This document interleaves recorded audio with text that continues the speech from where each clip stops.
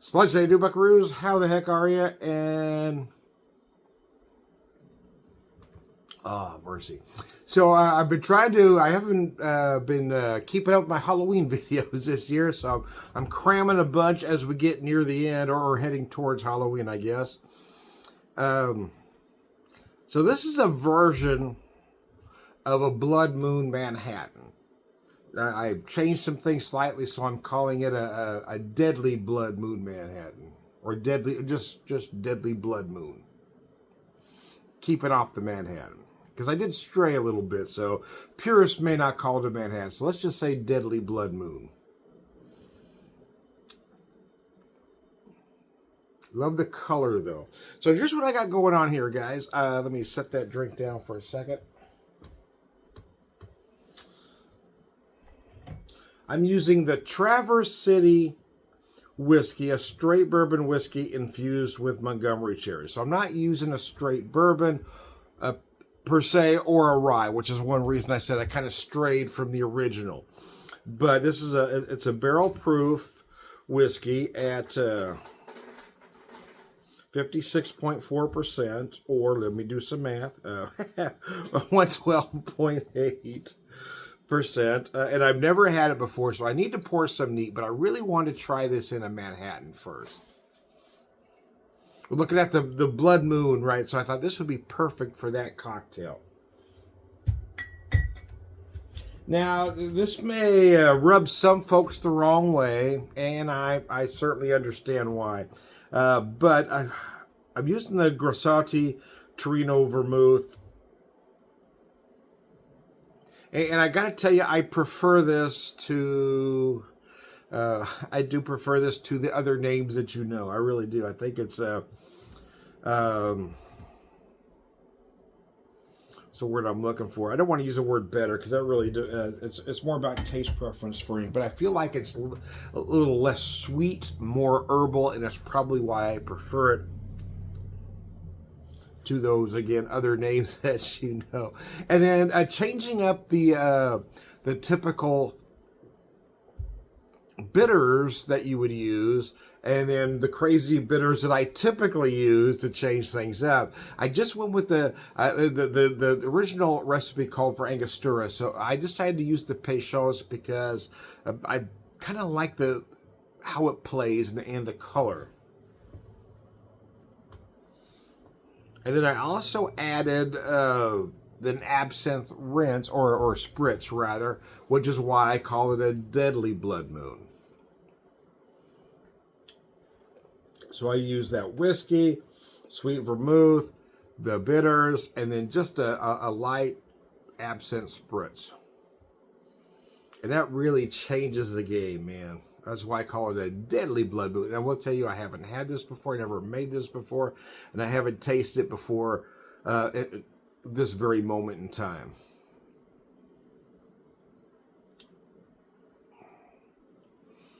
But by golly, that's delicious, man. I don't care who you are. That's fucking tasty. Yeah, that's good, man. Wow. I'm going to take a break after this cocktail and have some dinner, but probably going to need to. But I have that fixed, so I can't ruin dinner because it's already ready to go. But wow, man. Yeah, typically about this time, though, I've had several Halloween videos in, but I just hadn't... just due to a lot of circumstances, I was kind of fighting an illness for a bit there. So I didn't drink for about 8 days or so. And then when I was able to, I just really wasn't in the mood to. This is really the first day I felt like drinking since kicking that illness.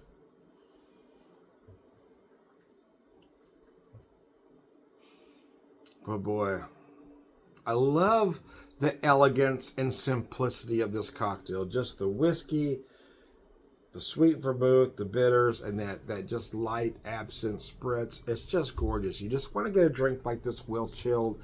Have your coupe chilled. Now, I do something that a lot of folks don't, and you don't have to.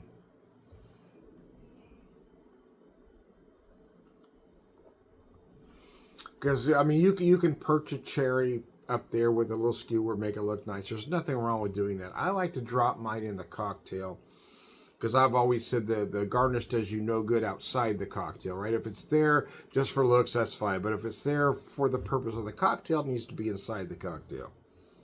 So having said that, yeah, so as I chill my glass, I put the glass in the freezer with that cherry in it, so that helps keep it cold longer.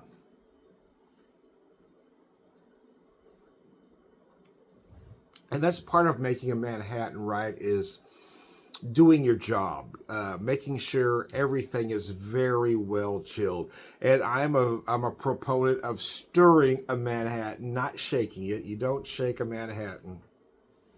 You don't shake a martini. There are certain nouveau cocktails that you definitely want to shake. And a lot of it is about the presentation of watching the bartender do the shake. But most cocktails, in my opinion, most traditional cocktails, let me say that, shouldn't be shaken. They're better served stirred.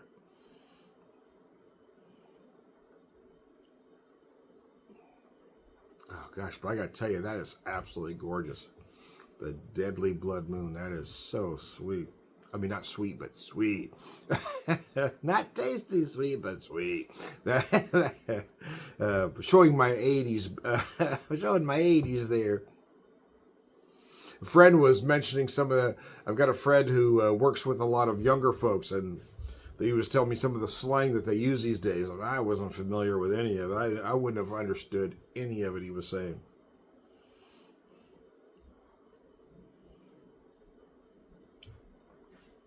Of course, I'm relatively sure my dad said exactly the same thing about the things I said in the 80s.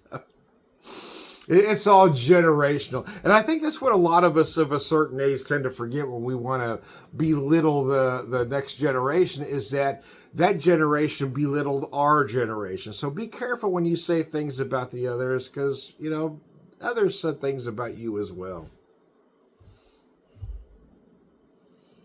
I've worked with some millennials that were awesome, hardworking folks. I've worked with some millennials that were self-righteous, selfish, self-centered, and just pains in the ass in general. It's not the whole generation, but then again, sometimes stereotypes are there for a reason. You got every once in a while you get you are exactly why my generation hates millennials, because of you, the way you act, your laziness,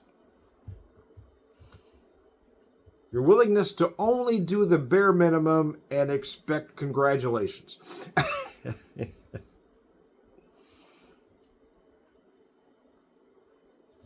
Then again, I've been called a lot of things too.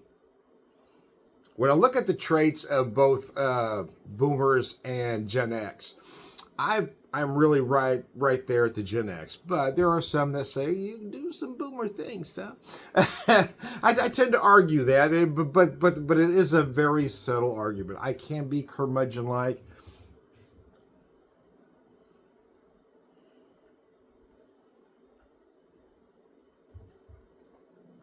But I don't hate things for the sake of hating things, which is what I think a lot of boomers do.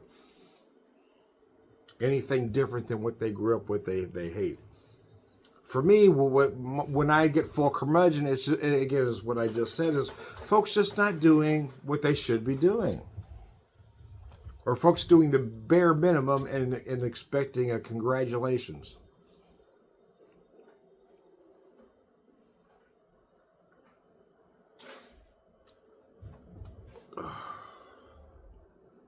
Man, that is absolutely delicious.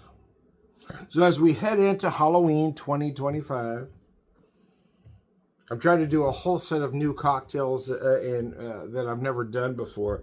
And I probably have done versions of a Manhattan, but I know I've never done anything quite like I just did for you. And sometimes it is. It's just that slight variation that changes the cocktail. Using this particular whiskey, this cherry whiskey, and I'm using the Traverse City cherries as well. I forgot to say that earlier, actually. I added just a touch of that juice to really get to that, hopefully try to get to that blood red color. And then the Grasati, which is a less sweet vermouth than the names,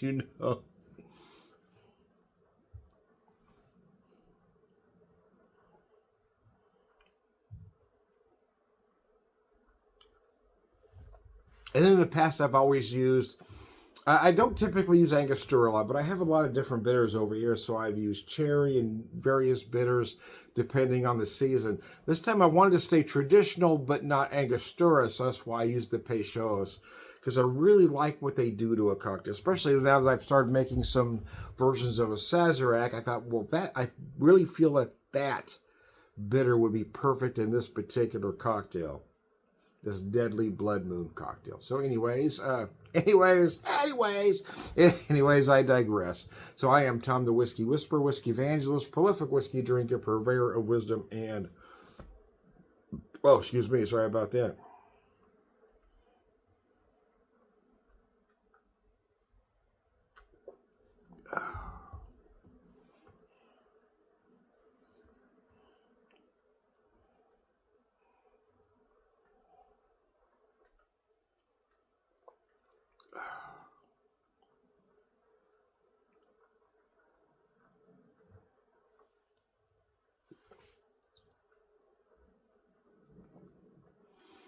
Wow, that's delicious. All around good guys, Slideshow. Thanks for tuning in, you guys. I appreciate it.